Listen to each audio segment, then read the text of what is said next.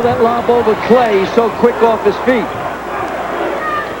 Starting backcourts have been a washout. Sykes and Drew between them have 26. Mobley and Wheeler between them, 25. Talk about college basketball being guard dominant. Tonight, further proof. A little more difficult this zone right now for those guards to drive. Wheeler should take them. Got it. Reynolds Dean. Counted and a foul.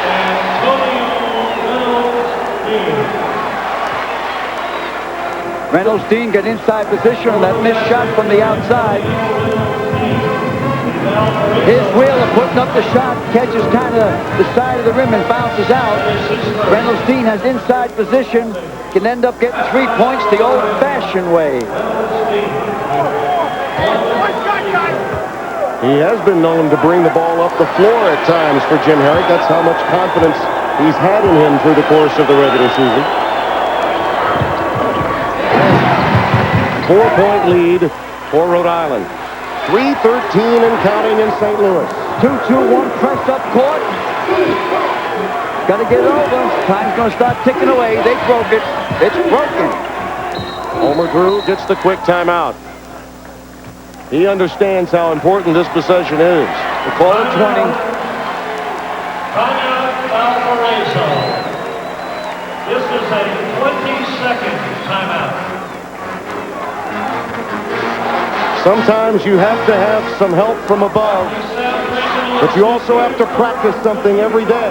And that's what this play was for Valparaiso. Sykes dishes, Jenkins finds Bryce, and it's a Drew deuce that counts for 3. I believe in miracles, but I also think you should plant the cabbage. You should be prepared. Will there be another miracle?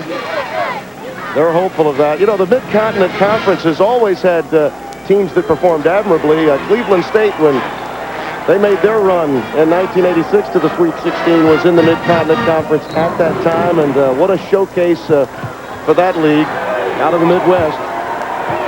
They can tout Valparaiso during the entire offseason. Watch Murphy. He's on Drew now.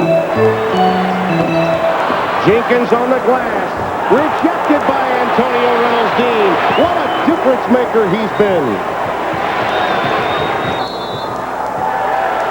Timeout, Rhode Island. It's a 20. Timeout, it's a 20-second timeout. The CBS Sportsline stat of the game. Valparaiso 4 out of 7 in the second half from downtown Rhode Island, 1 for 5.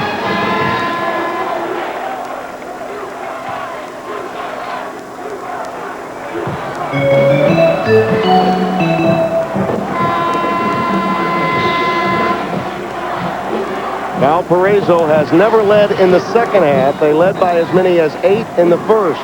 They tied this game at 54, but Jim Herrick's club defensively doing the number and looking to Antonio Reynolds Dean to become the man that stops the interior play for Valparaiso. In many respects, they got here because of their offensive board work in the overtime against Florida State. It's not been there for them tonight down low. Jim Herrick has never received the credit he should as a defensive coach, because at UCLA there was so much up and down, but they were even good at defense under him. Tonight, Jim Herrick's Rams have played outstanding D. Jared Nunes picks up his first foul. Valparaiso has lost already in this game. Bill Jenkins. Bob Jenkins still on the floor. Murphy gets the roll. But the foul difficulty is a factor the rest of the way.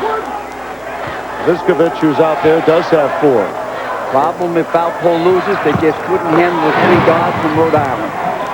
Still a 2-possession game, but a very important sequence for the Crusaders here. They'll double on Drew every time he touches the ball. Nunes, the third guard, rejected by Dean again. Too much hands on Wheeler that time. Boy, Wheeler gets whistled, and that is a bailout for Valparaiso. Watch Dean's sky on this block. He leaves his man. He's quick off his feet, gets a piece of it. Then Wheeler fouls. That is the 6th. Now Valpo's in the 1-1 with 2:15 left. Viskovich has been effective with the ball, but it's Drew time now. Jenkins can't follow. They have been snuffed out defensively by Antonio Reynolds-Dean. They'll milk the clock a little bit here. They'll take it down to about 10 seconds. Valpo can't foul because it's 1-1. And now's when the guards can really take over for you, both Wheeler and Mobley. You got no choice. You got to play man-to-man now. You can't play zone. Clay working over Viskovich. Mobley an offensive board. Rejected by Viskovich. Good hands by Viskovich that time. They must score this time down. You need a score. All the way. Nunes. Boy, has he played behind before his fondest dreams the last 3 games. They could not get the timeout. That's Nunes. His first hoop. He's 1 out of 6. It could not have come at a more opportune time. Still a lot of time left. The big thing now is you got to let them score. You can let them take the 35 seconds, but don't let them score. Murphy wants to go one-on-one. It's too soon to go. I'd back up a little bit, Murphy, first before you go. Too much hands by Nunes. Murphy's just too quick. Homer Drew frustrated with that. The clock had been milked to the 11 mark before he committed the personal. Murphy quick with the ball as you look at Homer Drew. What a marvelous storyline he has been. 10 years at Valparaiso, and prior to the recruitment of his son Bryce, he had a losing record, but the administration stayed with him. When he recruited his son, Tim, he went outside the house, came and rang the bell, knocked on the door, and came in and tried to recruit him like he would recruit anyone else. That's unbelievable. His wife Janet told him he had to do it. He didn't want to recruit him. He thought Bryce should have been playing at a larger program. They need a hoop here. Jenkins from up high. Out of bounds to Rhode Island. That's the first ill-advised shot we've seen by Bill Jenkins tonight. 71-65. And a quick foul by Bryce Drew. As the years go by and accelerate by 10, 15, 20, 30 years from now, Valpo will still be talking. This moment, their moment on the stage. They milked it. They did good by it. They just didn't have enough power to do a triple upsets in a row.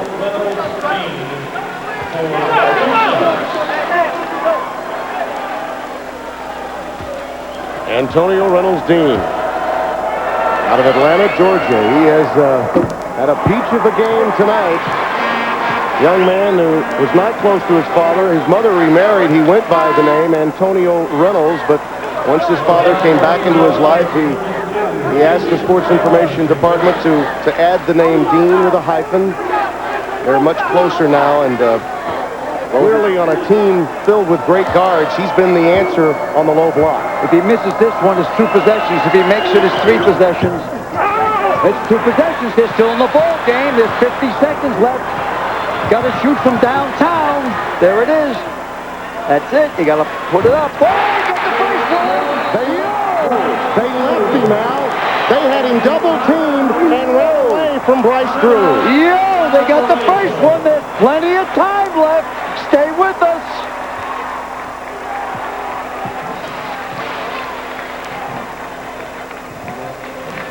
Look at this. They suddenly run away on the ball fake. Give Bryce a chance. One of those few moments in sport when life imitates art. We may be seeing it tonight. You see the possession arrow to Valparaiso as we reset it for you. Rhode Island can go to its timeouts more often. And the double bonus for the Rams, but they just missed 2. And you look at the three-point story, Valparaiso this half, it's kept them in it. And Bryce Drew's last three-point launch keeps you with us and how the rest of this way after midnight on the East Coast. 6-second spread. You can't let them hold the ball and weak it down. You got to go out and foul them. You got to, or turn them over. You got to foul them or turn them over. You can't let that's good play. Good play. But you let them have it for 35 seconds. There's only 6 seconds left. Good play. This from a team that specializes in 2.5 seconds, triggering inbounds plays the length of the court. Well, if they can score next time down or get a foul shot, making a foul shot, then set up maybe he can turn. But big shots here by Wheeler. He gets automatically 2. They're in the bonus. Tyson Wheeler's dad hasn't missed more than 5 games in his career. Reggie Wheeler very proud of his son, though he did miss the games last week. He's here tonight. Wheeler wasn't highly recruited. Whoop! 4-point spread. Go for 2. Don't look for the 3. Get any shot you can. You can't let the clock be too much time being eaten up here. Sykes trying to give it up to Viskovich. And Preston Murphy got in the way. 16.4 left on the clock as Bryce Drew prepares to trigger it in.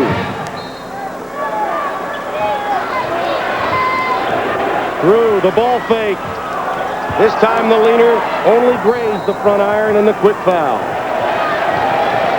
9.3 remaining. Ever the optimist, Homer Drew. You consider what happened to Valparaiso in that first round win.